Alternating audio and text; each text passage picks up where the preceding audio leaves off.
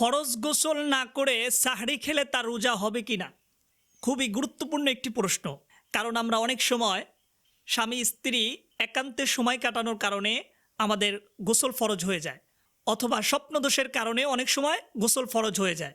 তো এই অবস্থায় কেউ যদি সাহরি খায় তাহলে তার রোজা হবে কি না? উত্তর হচ্ছে, গোসল ফরজ অবস্থায় কেউ যদি সাহরি খায় এর জন্য তার রোজার কোনো ক্ষতি হবে না।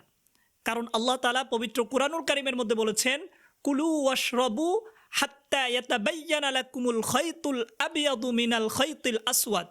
এখানে আল্লাহ তাআলা বলেছেন কুলু তোমরা খাও, ওয়াশরাবু তোমরা পান করো, হাত্তা ইয়াতাবায়্যানা লাকুমুল খাইতুল আবিয়াদু মিনাল খাইতিল আসওয়াদ, অর্থাৎ কালো রেখা থেকে সাদা রেখাটা পৃথক না হওয়া পর্যন্ত তোমরা খাবার খাও।